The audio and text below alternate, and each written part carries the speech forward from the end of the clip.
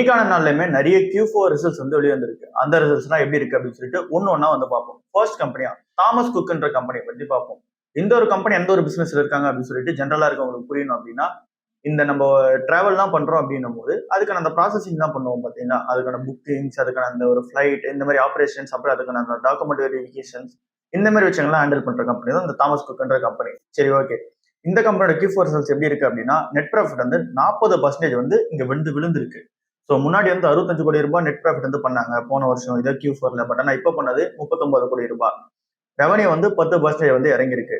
1771 கோடி ரூபாய் தான் ரெவன்யூ வந்து பண்ணியிருக்காங்க. எபிட்டா வந்து 20% வந்து இறங்கிருக்கு. மார்ஜின் வந்து 5%ல இருந்து 4.4% வந்து குறைஞ்சிருக்கு.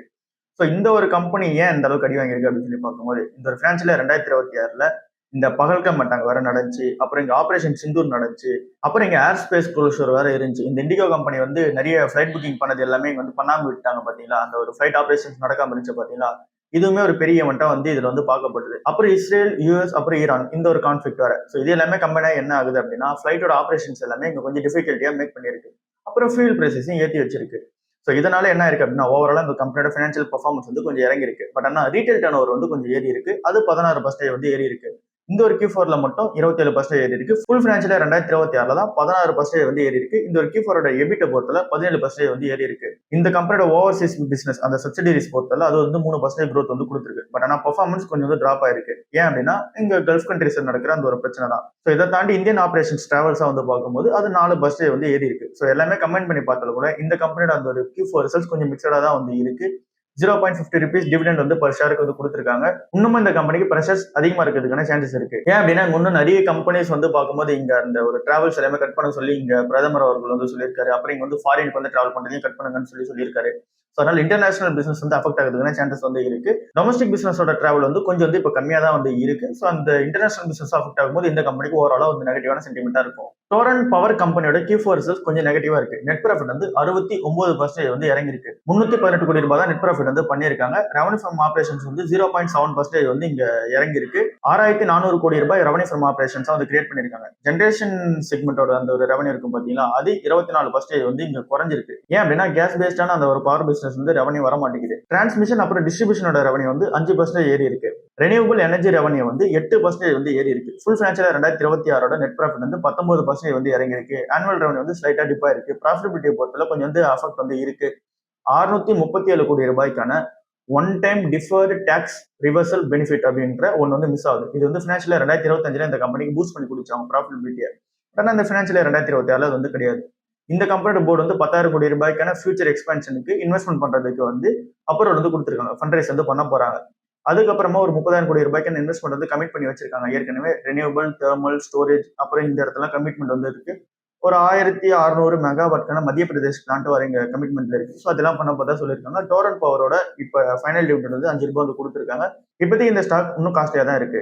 ஸ்டவ் கிராஃப்ட் கம்பெனியோட ரிசல்ட்ஸ் வந்து வந்திருக்கு. அந்த ரிசல்ட்ஸ் வந்து சூப்பராகவே இருக்கு. 318% இயர் ஆன் இயர் பேசிஸ்ல வந்து நெட் ப்ராஃபிட் வந்து ஏறி இருக்கு. 1.4 கோடி ரூபாய் போன வருஷம் நெட் ப்ராஃபிட் வந்து பண்ணாங்க. பட் ஆனால் இப்போ பண்ணது 6.1 கோடி ரூபாய். ஸோ இங்க இண்டக்ஷன் குக் டாப் செக்மெண்ட் வந்து சூப்பரான பெர்ஃபார்மன்ஸ் வந்து இருக்கு. 89% வேல்யூ குரோத்தும் 67% வால்யூம் குரோத்தும் வந்து நடந்திருக்கு. அப்புறம் இப்ப இருக்கிற சீசனை பொறுத்தவரை இப்ப எல்லாம் குளோபல் எனர்ஜியோட அந்த டிமாண்ட் வந்து இருக்கு. அதனால ஃபியூல் சப்ளை வந்து பாத்தீங்கன்னா இப்ப வர மாட்டேங்குது. அதனால குக்கிங் சொல்யூஷன்ஸ்க்கு எல்லாம் ஆல்டர்னேட்டிவா இங்க எலக்ட்ரிக் இண்டக்ஷன்ஸ் வந்து போறாங்க. அந்த இடத்துல இருந்து நல்ல ஒரு பிசினஸ் வந்து பண்றாங்க. Q4ஓட ரெவன்யூ ஃப்ரம் ஆபரேஷன்ஸ் வந்து 32% வந்து ஏறி இருக்கு. ஃபுல் ஃபினான்ஷியல் 2026ஓட ரெவன்யூ வந்து 1600 கோடி ரூபாய் வந்து நடந்திருக்கு. இது 11% ஆனுவல் குரோத் வந்து இங்க சப்போர்ட் பண்ணுது. பிஜிஎன், கில்மா, அப்புறம் வந்து இங்க பிளாக் பிளஸ் டெக்கார்ன்ற அந்த ஒரு பிராண்ட் எல்லாமே சூப்பரான பெர்ஃபார்மன்ஸ் வந்து கொடுத்துட்டு இருக்காங்க. இப்போ அவங்க கிட்ட இருக்க ஸ்டோர்ஸ் வந்து 329 ஸ்டோர்ஸ் தான் மாறிடுச்சு. 151 சிட்டிஸ்ல வந்து இருக்காங்க. 22 ஸ்டேட்ஸ் வந்து இருக்காங்க. 16 புது ஸ்டோர்ஸ் வந்து ஆட் பண்ணிருக்காங்க. இது எல்லாமே ஸ்டோர் ப்ராஃபிட். டாடா பவர் கம்பெனியோட Q4 ரிசல்ட்ஸ் வந்து வெளியே அந்த ரிசல்ட்ஸ் 8% வந்து இப்போ இயர் ஆன் இயர் பேசிஸ்ல நெட் ப்ராஃபிட் வந்து ஏறி இருக்கு. 1415 கோடி ரூபாய் நெட் ப்ராஃபிட் வந்து மேக் பண்ணிருக்காங்க. பட் ஆனால் ரெவன்யூ வந்து டிக்ளைன் ஆயிருக்கு. 14,900 crores வந்து பண்ணிருக்காங்க. ஸோ எபிட்டா வந்து 10% வந்து ஏறி இருக்கு. கம்பெனி வந்து ₹2.50 வந்து டிவிடெண்ட் வந்து அனௌன்ஸ்மெண்ட் வந்து பண்ணிருக்காங்க. ஸோ இந்த ஒரு கம்பெனி இந்த ஒரு ஃபுல் ஃபினான்ஷியல் 2026ல 5000 கோடி ரூபாய் ரெவன்யூ வந்து கிராஸ் பண்ணிருக்காங்க. ஸோ இது வந்து ஹையஸ்ட் ப்ராஃபிட் ஆஃப்டர் டாக்ஸ் இது வரைக்கும் இல்லாத அளவுக்கு பண்ணிருக்காங்க. ஸோ இந்த கம்பெனியோட ஆனுவல் எபிட்டா வந்து 11% பேசிஸ்ல வந்து ஏறிட்டு வருது. ரெனியூவபிள் எனர்ஜி பிசினஸ் வந்து இன்னும் இந்த கம்பெனிக்கு பெரிய growth டிரைவரா வந்து இருக்கு. ஸோ அதுல இருந்து வர ப்ராஃபிட் ஆஃப்டர் டாக்ஸ் வந்து 59% வந்து ஏறி இருக்கு. 2000 கோடி ரூபாய்க்கு வந்து பண்ணிருக்காங்க. சோலார் மேனுஃபேக்சரிங்கோட ப்ராஃபிட் ஆஃப்டர் டாக்ஸ் வந்து டபுள் ஆயிருக்கு. 857 கோடி ரூபாய் வந்து பண்ணிருக்காங்க. டிரான்ஸ்மிஷன் அப்புறம் டிஸ்ட்ரிபியூஷனோட ப்ராஃபிட் ஆஃப்டர் டேக்ஸ் வந்து 49% வந்து ஏறி இருக்கு. ஒடிசா டிஸ்காம் பிசினஸ் வந்து 84% வந்து ப்ராஃபிட் ஆஃப்டர் டேக்ஸ் வந்து ஏறி இருக்கு. டாடா பவர் வந்து இங்க 2.5 ஜிகாவாட்கான ரெனியூபிள் எனர்ஜி கெப்பாசிட்டி வந்து இப்ப கமிஷனிங் வந்து பண்ணிருக்காங்க பினான்சியலா 2027. டோட்டலா இவங்களோட போர்ட்ஃபோலியோ வந்து 11.6 ஜிகாவாட்கான போர்ட்ஃபோலியோவா இருக்கு. கம்பெனி வந்து ஒரு 6500 கோடி ரூபாய்க்கு இன்வெஸ்ட்மெண்ட் வந்து பண்ண போறாங்க. புதுசா 10 ஜிகாவாட்கான சோலார் இன்காட் அப்புறம் வேஃபர் மேனுஃபேக்சரிங் வந்து பண்ண போதா சொல்லியிருக்காங்க. பர்ஜர் பெயிண்ட்ஸ் கம்பெனியோட Q4 ரிசல்ட்ஸ் வந்து வெளியிருக்கு. அந்த ரிசல்ட்ஸ் பொறுத்தல கொஞ்சம் வந்து பாசிட்டிவா தான் இருக்கு. 28% இயர் ஆன் இயர் பேசிஸ்ல வந்து நெட் ப்ராஃபிட் வந்து ஏறி இருக்கு. 335 கோடி ரூபாய் நெட் ப்ராஃபிட் வந்து பண்ணிருக்காங்க. ரெவன்யூ ஃப்ரம் ஆபரேஷன்ஸ் 6% ஏறி இருக்கு. 2800 கோடி ரூபாய் வந்து பண்ணிருக்காங்க. எபிட்டா 13% வந்து ஏறி இருக்கு. மார்ஜின் வந்து இம்ப்ரூவ்மெண்ட் பண்ணிருக்காங்க. 15.8ல இருந்து 16.8 வந்து பண்ணிருக்காங்க. கிராஸ் அண்ட் தென் ஆபரேட்டிங் மார்ஜினை பொறுத்தல மல்டி இயர் ஐ வந்து ரீச் பண்ணிருக்கு. ஸோ இது எல்லாத்துக்கும் பின்னாடி இருக்க ரீசன் வந்து ரா மெட்டீரியல்ஸோட அந்த ஒரு காஸ்ட்டை பொறுத்தல கொஞ்சம் வந்து கம்மியா கிடைச்சிருக்கு. அண்ட் தென் பெட்டரான ப்ராடக்ட் மிக்ஸ் வந்து வச்சிருக்காங்க. இந்த கம்பெனி ஸ்ட்ராங்கான டபுள் டிஜிட் வால்யூம் growth வந்து போயிட்டு இருக்காங்க டெக்கரேட்டிவ் செக்மெண்ட் பெயிண்ட்ல. அப்புறம் ஃபுல் ஃபினான்ஷியல் 2026 இவங்களோட நெட் ப்ராஃபிட் வந்து 1096 கோடி ரூபாய் வந்து இருக்கு. ஆனுவல் ரெவன்யூ வந்து 10,000 கோடி ரூபாய் வந்து கிராஸ் பண்ணிருக்கு. ஸோ இந்த ஒரு கம்பெனியை பொறுத்தல ஓரளவுக்கு இங்க ரிசல்ட்ஸ் நல்லா தான் வந்து இருக்கு. இங்க வந்து டிவிடெண்டுமே 4 ரூபா பர் ஷேர் வந்து கொடுத்துருக்காங்க. டாக்டர் ரெட்டி லெபார்டரிஸோட Q4 ரிசல்ட்ஸ் வந்து வெளிவந்திருக்கு. அந்த ரிசல்ட் ரொம்பவே நெகட்டிவ்ல வந்து இருக்கு. இதனால இந்த ஷேர் வந்து அடி வாங்குறதுக்கான சான்சஸ் ஹெவியா இருக்கு. இன்னைக்கான நாள்ல மார்க்கெட்ல விழுந்துச்சு அப்படின்னா அதுக்கு பின்னாடி இது ஒரு Q4 சரியில்லை. அதனால தான் இந்த ஷேர் வந்து இறக்கிருக்காங்க. 86% இயர் ஆன் இயர் பேசிஸ்ல நெட் ப்ராஃபிட் வந்து விழுந்திருக்கு. 220 கோடி ரூபாய் தான் நெட் ப்ராஃபிட் வந்து பண்ணிருக்காங்க. 86% விழுந்திருக்கணும் போது ரொம்ப பெரிய அமௌண்டா இருக்கு. ரெவன்யூ வந்து 12% இன்க்ரீஸ் ஆயிருக்கு இயர் ஆன் இயர் பேசிஸ்ல. 7500 கோடி ரூபாய் ரெவன்யூ வந்து இன்க்ரீஸ் ஆயிருக்கு. எபிட்டாவை பொறுத்தல 60% வந்து விழுந்திருக்கு. கம்பெனியோட மேஜரான ஒரு பிசினஸ் வந்து இருக்கு. சேல்ஸ் பிசினஸ் இருக்கு. அது என்ன அப்படின்னா லோயர் லெனோலிடிமைட் சேல்ஸ்ன்றது வந்து இருக்கு. இந்த லெனோலிடிமைடுன்றதுக்கு தான் இந்த கம்பெனியோட இந்த ஒரு சேல்ஸ் இந்த ஒரு பினான்சியல் 2026 25 இந்த டைம்ல தான் பீக்கான சேல்ஸா வந்து இருந்துச்சு. ஸோ அந்த ஒரு சேல்ஸ் வந்து இப்ப கம்மியா இருக்கு. பிரைஸ் எரோஷன் நடந்திருக்கு. நார்த் அமெரிக்கா யூரோப்ல வந்து பிரைஸ் எரோஷன் நடந்திருக்கு. இதனால இந்த ஒரு கம்பெனியால ப்ராஃபிட் வந்து காமிக்க முடியல. அடிஷனல் ப்ரெஷரா இந்த கம்பெனியோட அசெட்ல இம்பேர்மெண்ட்ஸ் வந்து இருக்கு. அப்புறம் லயபிலிட்டி ப்ரொவிஷன்ஸ் வந்து இருக்கு. அதாவது இங்க கடன் வந்து கொஞ்சம் அதிகமா வச்சிருக்காங்க. அப்புறம் இந்த கம்பெனியை வந்து இங்க புதுசா அந்த லேபர் கோட் இம்ப்ளிமெண்டேஷன் நடந்துச்சா இதுக்காக காசு சேர்த்து அதிகமாக ஒதுக்கி வைக்கிறாங்க. இது எல்லாமே கம்பைன் பண்ணி இந்த கம்பெனியோட நெட் ப்ராஃபிட் வந்து விழுந்திருக்கு. கிராஸ் மார்ஜினுமே விழுந்திருக்கு. 44.8% இப்போ வந்து இருக்கு. கிட்டத்தட்ட 1000 பேசிஸ் பாயிண்ட்ஸ் வந்து விழுந்திருக்கு. நார்த் அமெரிக்காவோட revenue 51% year on year basis வந்து விழுந்திருக்கு. ஃபுல் ஃபினான்ஷியல் 2026 ரெவன்யூ வந்து 3% இயர் ஆன் இயர் பேசிஸ் வந்து ஏறி இருக்கு. 33,593 கோடி ரூபாய் வந்து இங்க ரெவன்யூ வந்து மேக் பண்ணிருக்காங்க. கம்பெனி என்ன சொல்றாங்க அப்படின்னா biosimilars, consumer health care, innovation, cost efficiency, அப்புறம் வந்து இங்க போர்ட்ஃபோலியோட ஆப்டிமைசேஷன் இந்த இடத்துல லாங் டேர்ம் growth இருக்கும் அப்படின்னு சொல்லி அவங்க எக்ஸ்பெக்டேஷன்ஸ் வந்து பண்றாங்க. டாக்டர் ரெட்டி போர்டு வந்து ஃபைனல் டிவிடெண்டா 8 ரூபா பர் ஷேருக்கு வந்து டிவிடெண்ட் வந்து கொடுத்துருக்காங்க. இப்போதைக்கு இந்த ஷேரை பத்தில வந்து கொஞ்சம் ப்ரெஷர்ல தான் இருக்கிறதுக்கான சான்சஸ் வந்து இருக்கு. அதனால இந்த ஒரு ஷேரை கன்சிடர் பண்றவங்க வெயிட் பண்ணுங்க. ஏன் அப்படின்னா ப்ரெஷர் வந்தது அப்படின்னா அந்த டைம்ல கன்சிடர் பண்றது ஆப்பர்ச்சுனிட்டியா தான் நம்ம வந்து பார்க்கணும். டிக்சன் டெக்னாலஜிஸோட Q4 ரிசல்ட்ஸ் வந்து வெளிவந்திருக்கு. அந்த ரிசல்ட்ஸ் நெகட்டிவா இருக்கு. இயர் ஆன் இயர் பேசிஸ்ல 36% வந்து இங்க நெட் ப்ராஃபிட் வந்து விழுந்திருக்கு. 256 கோடி ரூபாய் தான் பண்ணிருக்காங்க. ரெவன்யூ பொறுத்தல ஆல்மோஸ்ட் ஃபிளாட்ல வந்திருக்கு. 10,000 கோடி ரூபாய் வந்து பண்ணிருக்காங்க. மார்ஜின் வந்து 4.5%ல இருந்து 2.8% குறைஞ்சிருக்கு. கம்பெனி வந்து இங்க ப்ரெஷர் ஃபேஸ் பண்றாங்களா ப்ராஃபிட்டபிலிட்டில அதுக்கு பின்னாடி இருக்க ரீசன் என்ன அப்படின்னு சொல்லி பார்க்கும்போது இந்த கம்பெனியோட மார்ஜின்ஸ் வந்து ஸ்லைட்டா வந்து அஃபெக்ட் ஆயிருக்கு. அப்படின்னா ஆபரேஷன் காஸ்ட் வந்து ஏறுது அப்படின்றது அர்த்தமா வந்து இருக்கு. இந்த கம்பெனியோட மொபைல் அப்புறம் இஎம்எஸ் டிவிஷன்ஸோட அந்த ஒரு பிளாட்ஃபார்ம் வந்து 90% ஆஃப் டோட்டல் பிசினஸ் வந்து கான்ட்ரிபியூட் பண்ணுது. பட் ஆனா அந்த இடத்துல நெட் ப்ராஃபிட்டை பொறுத்தல டிக்ளைன் ஆயிருக்கு 3%. அண்ட் தென் ரெவன்யூ வந்து 4% ஏறி இருக்கு. பட் ஆனாலுமே இந்த கம்பெனியோட ப்ராஃபிட் வந்து பொறுத்தல 3% வந்து விழுந்திருக்கு. கன்சியூமர் அப்ளையன்சஸ் அப்புறம் ஹோம் அப்ளையன்சஸ் இந்த இடத்துலயுமே உங்களோட டிவிஷன்ஸ் வந்து இருக்கு. பட் ஆனா அந்த இடத்துலயுமே ப்ராஃபிட்டபிலிட்டி வந்து காமிக்க முடியல. டிவிடெண்டா 10 ரூபா பர் ஷேருக்கு வந்து கொடுத்துருக்காங்க. பட் ஆனா ரொம்ப காஸ்ட்லியா இருக்கு. 10,120 ரூபான்றது ரொம்ப காஸ்ட்லி. 13,000 14,000 ரூபாய்க்குலாம் போச்சு. பட் ஆனா இறங்கிட்டே இருக்கு. ஏன் அப்படின்னா காஸ்ட்லியான ஒரு ஸ்டாக்கா வந்திருக்கு. இன்னும் இறங்கும். டொமஸ்டிக் டூரிசம் என்கரேஜ் பண்ற விதமா நம்மளோட பிரைம் மினிஸ்டர் நரேந்திர மோடி அவர்கள் வந்து என்ன சொன்னாரு அப்படின்னா ஃபாரின் டிராவல் அவாய்ட் பண்ணுங்க அண்ட் தென் நீங்க இந்தியன் டெஸ்டினேஷன் வந்து சூஸ் பண்ணுங்க அப்படின்னு சொல்லியிருந்தாரு. இந்த ஒரு இந்தியன் டெஸ்டினேஷன்ஸ் வந்து சூஸ் பண்ணாங்க அப்படின்னா இந்தியாவுக்கு ஒரு பெரிய பெனிஃபிட்டா தான் இருக்கும். அண்ட் தென் டூரிசம் செக்மெண்ட்டுக்கு ஒரு பெரிய பெனிஃபிட்டா இருக்கும். ஐடிசி ஹோட்டல்ஸ் அப்புறம் வந்து இங்க இந்தியன் ஹோட்டல்ஸ் கம்பெனி இவங்க எல்லாருக்குமே ஒரு பெரிய பெனிஃபிட்டா வந்து இருக்கும். இவர் சொல்றதுக்கு பின்னாடி இருக்க டேட்டா என்ன சொல்லுது அப்படின்னு சொல்லி பார்ப்போம். டொமஸ்டிக் டூரிஸ்ட் விசிட்ஸ் வந்து பொறுத்தளவுல இந்தியாவில வந்து 4,548 மில்லியன் வந்து 2025 வந்து நடந்துச்சு. இண்டஸ்ட்ரியோட எக்ஸ்பெக்டேஷன்ஸ் என்னவா இருக்கு அப்படின்னா 9,500 மில்லியன் வந்து 2030 வந்து இருக்கும் அப்படின்ற எக்ஸ்பெக்டேஷன்ஸ் இருக்கு. அப்படின்னா டொமஸ்டிக் டூரிசம் பண்றவங்களோட எண்ணிக்கை இந்த அளவுக்கு வந்து ஏறப்போகுது. ஹோட்டல் அப்புறம் டிராவல் கம்பெனிஸ் எல்லாமே இங்க வந்து லோக்கல் எக்கனாமிக்ஸையும் ஜாப்ஸையும் ஹோட்டல்ஸையும் அப்புறம் டிரான்ஸ்போர்ட்டையும் அப்புறம் வந்து டூரிசம் பிசினஸையும் என்கரேஜ் பண்ற விதமா இந்த ஒரு விஷயம் வந்து நடந்திருக்கு அப்படின்னு சொல்லி சொல்றாங்க.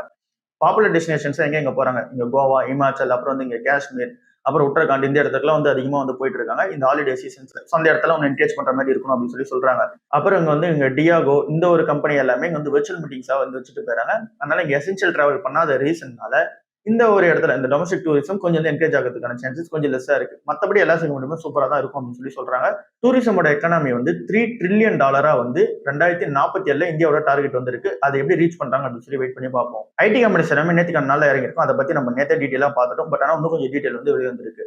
டிசிஎஸ், இன்ஃபோசிஸ், HCL Tech, அப்புறம் விப்ரோ இது எல்லாமே 3-4% வந்து இறங்கிருக்கு. என்ன ரீசன் அப்படின்னு சொல்லி பார்க்கும்போது ஓப்பன் ஏஐ கம்பெனி வந்து ஓப்பன் ஏஐ டெப்ளாய்மெண்ட் கம்பெனி அப்படின்னு சொல்லிட்டு இவங்களே ஒரு புது பிசினஸ் வந்து லான்ச் பண்றாங்க. இந்த ஒரு பிசினஸ் என்ன பண்ணும் அப்படின்னா இங்க வந்து பெரிய பெரிய பிசினஸஸ் வந்து இருக்காங்கல்ல அவங்க எல்லாருமே டைரக்டா ஏஐ வந்து இன்டெகிரேட் பண்றதுக்கு அவங்களோட ஆபரேஷன்ஸ்ல இன்டெகிரேட் பண்றதுக்கு ஹெல்ப் பண்ணும். இதுக்கு பின்னாடி ஆந்திரபிக்கனோட பார்ட்னர்ஷிப் சப்போர்ட் வந்து இருக்கு. அவங்களும் ஏஐ டெப்ளாய்மெண்ட் வந்து பண்ணி கொடுப்போம் அப்படின்னு சொல்லி சொல்றாங்க. ட்ரெடிஷனல் ஐடி சர்வீசஸ் கம்பெனியோட ரெவன்யூ வந்து இறங்குறதுக்கு பின்னாடி இருக்க ரீசன் ஏஐ உள்ள வந்தது.